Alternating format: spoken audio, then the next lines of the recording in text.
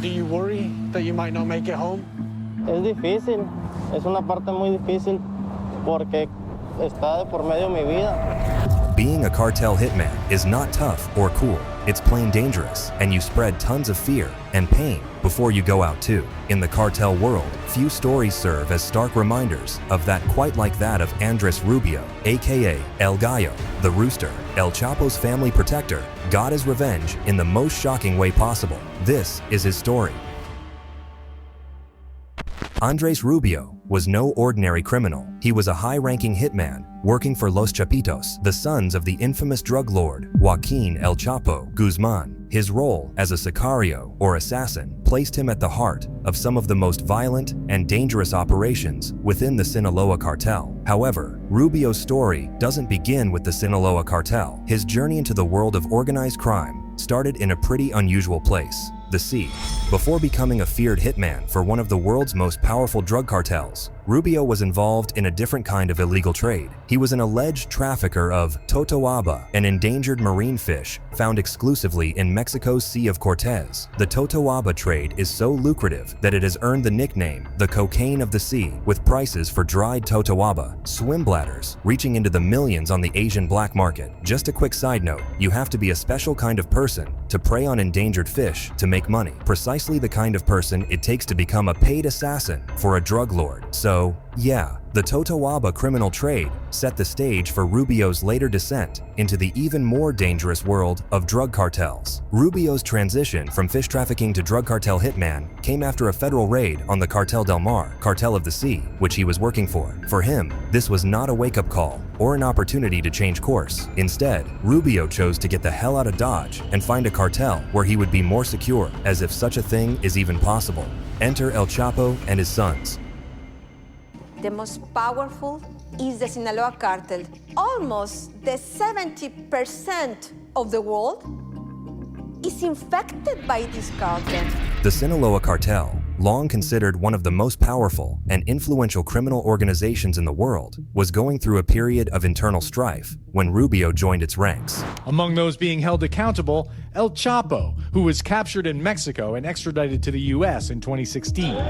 He is currently serving a life sentence in a maximum security prison after being convicted of drug trafficking, money laundering, and weapons charges. The extradition of El Chapo to the United States in 2017 had created a power vacuum, leading to infighting between different factions within the cartel. On one side were Los Chapitos, El Chapo's sons, who felt entitled to take over their father's empire. On the other was Ismael El Mayo Zambada, El Chapo's longtime partner. But let's make one thing clear: there is never a peaceful time in the cartel world. Violence is the norm, occurring on multiple fronts simultaneously. Cartels are in a constant state of conflict with one another, fighting for control over lucrative territories and smuggling routes. These battles can range from small skirmishes to full-scale wars, often spilling over into public spaces and affecting innocent civilians. The stakes are high, with millions of dollars in profit on the line, driving cartels to extreme measures to protect or expand their territories. Internally, cartels are not immune to conflict, as seen in the case of the Sinaloa cartel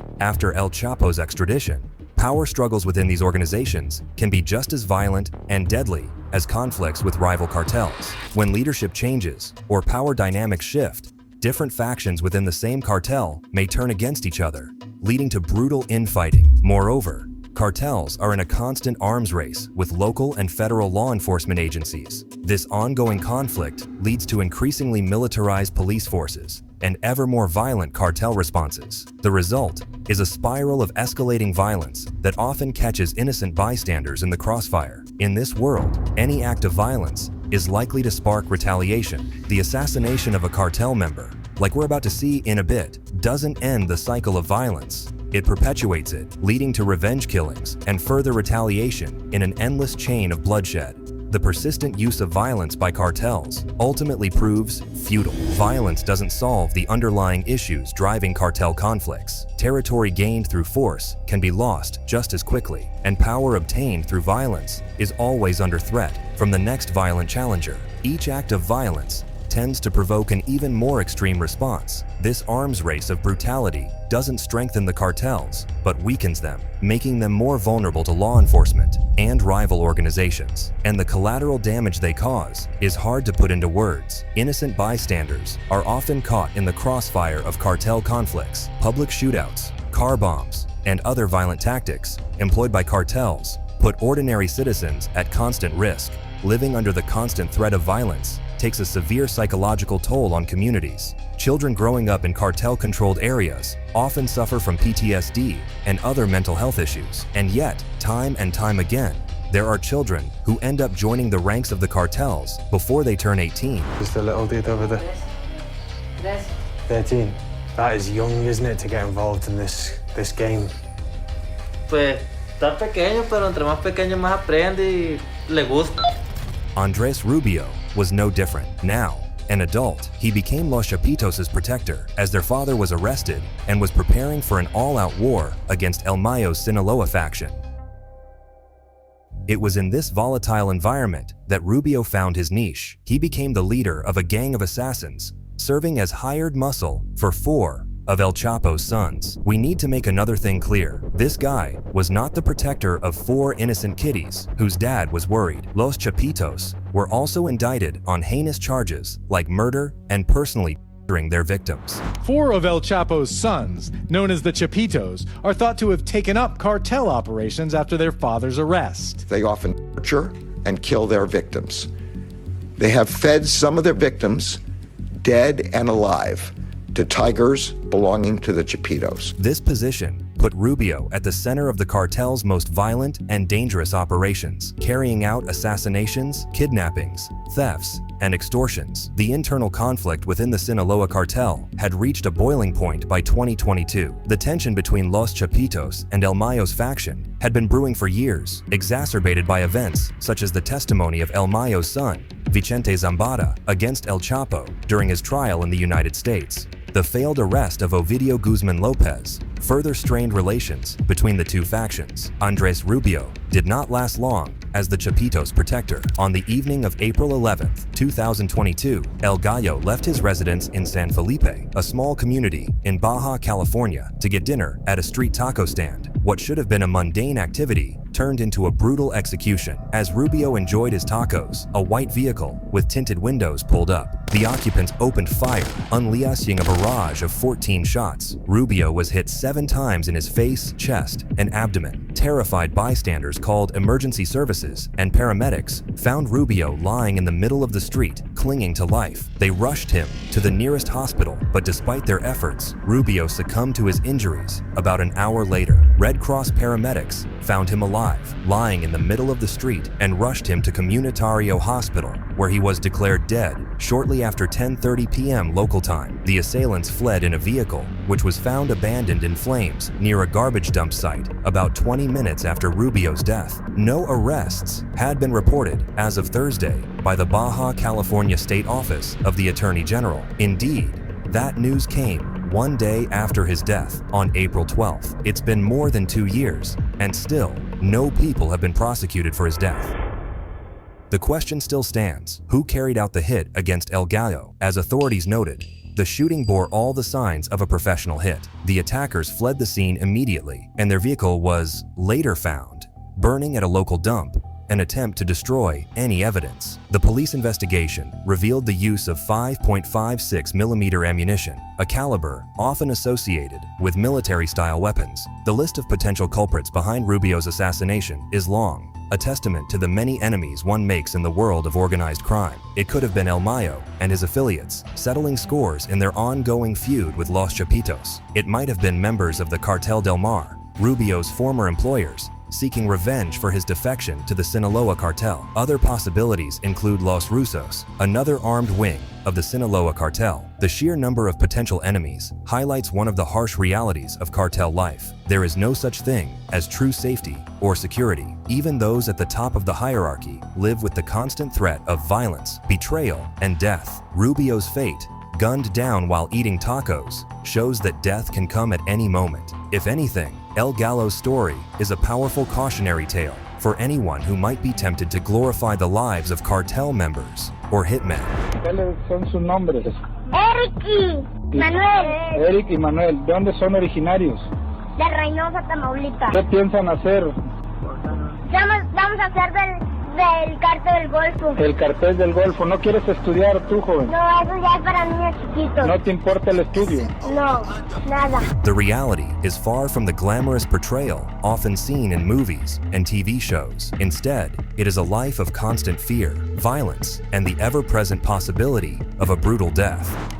Going on 13 years old the first time I took a life. It's just one day, got invited to Mexico. I didn't know what was going on at first. And I see about 6 people kneeling down. Then the individual, the person in charge, they start laughing. And I think they saw that scared, panicked look in my face and asked me if I had ever killed somebody. It's crucial to understand that men like Rubio are not figures to be admired or emulated. They are not tough or cool in any meaningful sense of those words. Instead, they are people who have chosen to profit from causing fear, pain, and death to others. The consequences of their actions ripple out far beyond their immediate victims, affecting families, communities, and entire societies. And after all the pain and death they cause, their own humanity is lost forever. Still quite hard though, isn't it? You know, it's like another human being. Does that ever like weigh on the conscience? You know, you think about it. Pues no. No es difícil porque si no lo llevan a uno. Yeah, and as Rubio's case demonstrates, those who live by violence often die by violence. The tough image projected by cartel members is nothing more than a facade, easily shattered by a hail of bullets or a rival's betrayal. In the end, many meet the same fate they have inflicted on countless others. It's also important to understand the broader context in which figures like Rubio operate. The drug trade and associated violence are not isolated phenomena, but are deeply intertwined with issues of poverty, corruption, and global demand for illegal substances. There are no winners in the world of cartels and organized crime. Even those who seem to be at the top, like Rubio, live with a constant threat of betrayal and assassination. The money and power they accumulate come at the cost of their safety, their freedom, and ultimately, their lives. It's a Faustian bargain that inevitably ends in tragedy. Since El Gallo's death 2 years ago, there have been countless more deaths and arrests within the Sinaloa cartel. The latest, 2 huge arrests, marking the beginning of a new power vacuum war. Tonight, after decades of evading authorities, 2 alleged leaders of Mexico's most brutal and powerful drug cartel are in U.S. custody. El Mayo says, I did not turn myself in and I did not come voluntarily to the United States, nor did I have an agreement with either government. To the contrary, I was kidnapped and brought to the U.S. forcefully and against my will. Now, the Sinaloa leader who eluded authorities for half a century is behind bars, and he says it's not because of a savvy DEA operation, but another huge Sinaloa betrayal. Reportedly, Mayo was brought to Texas by Joaquin Guzman Lopez, one of the Chapitos, and as he surrendered to the authorities as soon as they landed, it's safe to say this was a deal with the US government. In other words, Joaquin was looking for a more lenient punishment, perhaps even witness protection, in return for El Mayo's capture. Joaquin's brother Ovidio has also been behind bars since January 2023, and in the summer of 2024, he appeared as released on the Federal Bureau of Prisons. This raised questions about possible deals with the US government to reduce his sentence in exchange for key information about the Sinaloa cartel. Perhaps he played a role in bringing El Mayo to justice, together with his younger brother. These events stress a grim reality of cartel life. Betrayal is as much a norm as violence. The bonds of loyalty, often romanticized in popular culture, are frequently broken under the pressure of self-preservation or the lure of personal gain. What outsiders might see as familial or organizational loyalty is often just a thin veneer, easily shattered when the stakes are high enough. The consequences of such betrayals are predictably violent. El Mayo's supporters and loyalists will likely seek revenge against the Chapitos for this perceived treachery. This sets the stage for yet another bloody chapter in the cartel's history, perpetuating the cycle of violence that has defined their existence. The streets of Sinaloa and beyond are already echoing with gunfire as factions clash, each seeking retribution or control in the power vacuum left by El Mayo's arrest. This surging violence in Mexico this week, with a narco war breaking out between rival gangs wrestling for control of the lucrative drug trade. This pattern of betrayal and retribution serves as yet another cautionary tale for those who might be tempted by the perceived glamour or power of cartel life. In this world, there are no true allies, no unbreakable bonds. Today's partner could be tomorrow's betrayer, and loyalty lasts only as long as it serves one's interests. The arrest of El Mayo did not bring peace or stability to the cartel or the regions it operates in. Instead, it has sparked a new wave of violence as various factions vie for control and seek revenge. The cycle continues, claiming more lives, destroying more communities, and perpetuating the very instability that makes the drug trade so destructive.